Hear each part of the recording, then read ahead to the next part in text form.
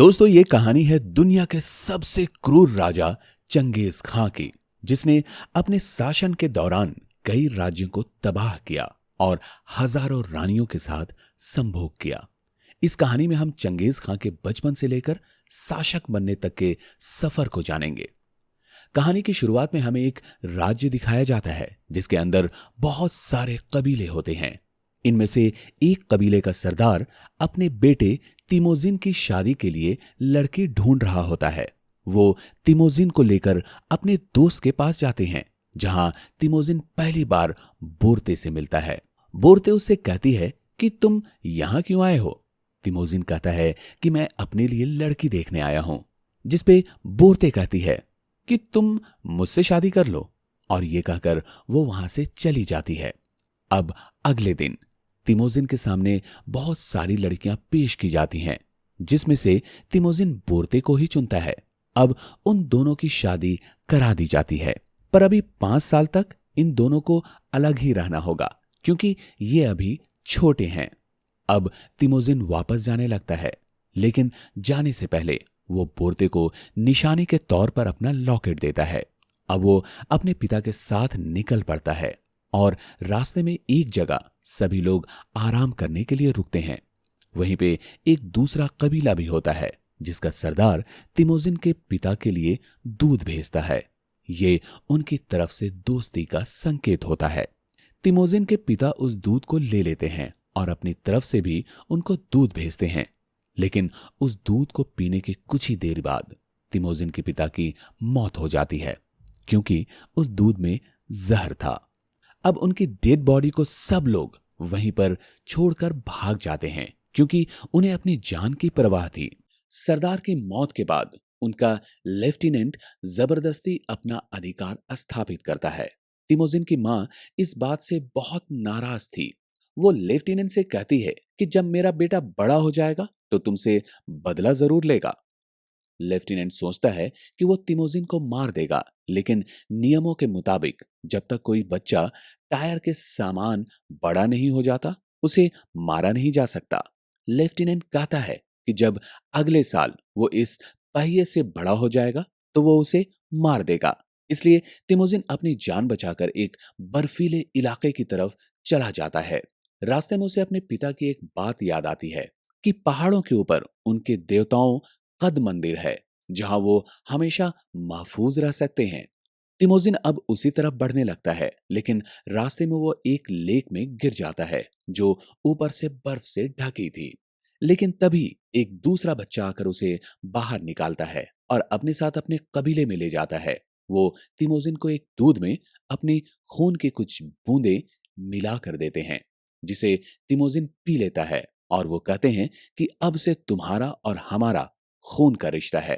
हम सब आपस में भाई हैं। अब तिमोजिन उनके साथ रहने लगता है और धीरे धीरे वक्त गुजरने लगता है, और एक दिन लेफ्टिनेंट उसे ढूंढ लेता है।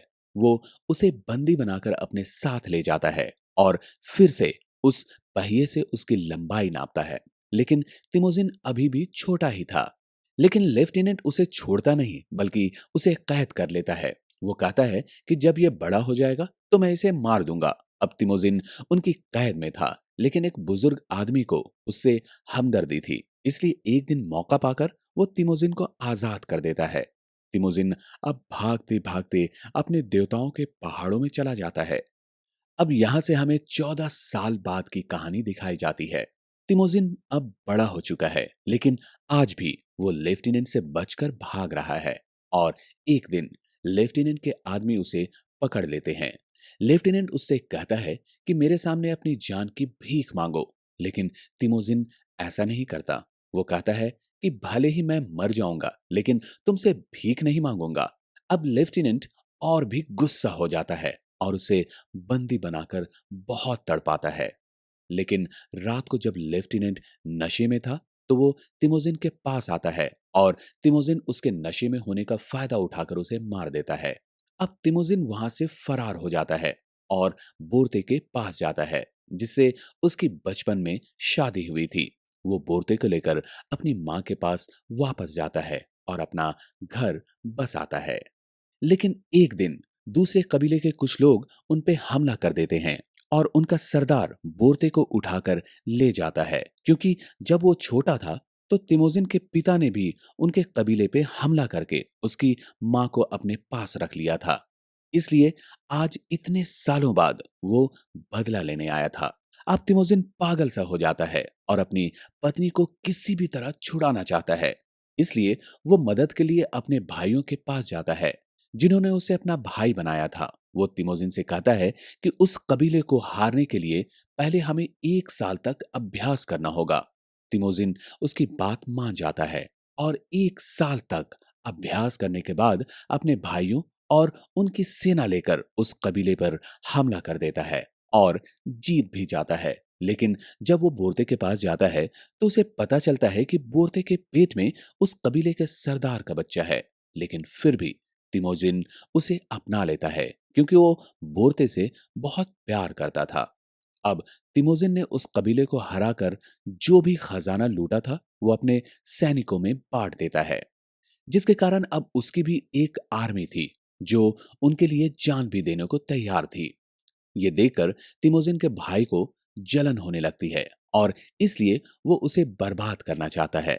एक दिन वो अपने सैनिकों के साथ तिमोजिन के घोड़े को लेकर भागने लगता है, लेकिन तिमोजिन के सैनिक उन्हें देख लेते हैं और उनमें से एक पर हमला कर देते हैं। जिस पे हमला हुआ था वो कोई और नहीं बल्कि तिमोजिन के उन भाइयों में से सबसे बड़ा भाई था। जब उसके छोटे भाई को इस बारे में पता चलता है तो वो आसपास के कबीले के साथ मिलकर तिमोजिन पर हमला कर देता है। तिमोजिन जानता था कि वो हार जाएगा, इसलिए वो अपने कबीले की औरतों और बच्चों को कहीं दूर जाने को कहता है जहां वो सुरक्षित रह सके। अब तिमोजिन उनके साथ जंग लड़ता है और जंग में हार जाता है। उसका भाई उसे मारने के बजाय एक दूसरे कबीले को दे देता है और वो कबीले वाले उसे शहर ले जाकर बेच देते हैं। जिसने तिमोजिन को खरीदा था वो उसे एक जेल में बंद करके रखते हैं, जिसके बाहर से सब उसके हैं रहे होते हैं। वह एक मॉन्क उसे देखता है और समझ जाता है कि तिमोजिन कोई आम इंसान नहीं है और एक दिन वो इसे जेल से निकालकर इस राज्य को अपना बना लेगा। तिमोजिन उस मॉन्क से कहता है कि क्या तुम मेरा लॉकेट मेरी पत्नी तक पहुंचा दोगे।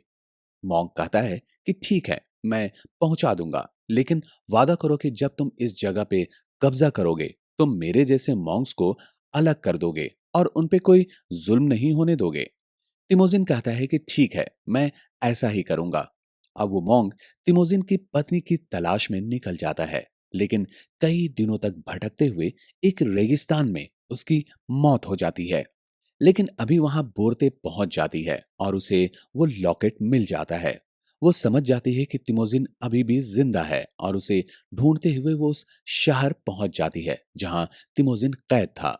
वो एक सैनिक को रिश्वत देकर तिमोजिन को आजाद करवा लेती है और अब तिमोजिन फिर से अपनी बीवी बच्चों के साथ रहने लगता है।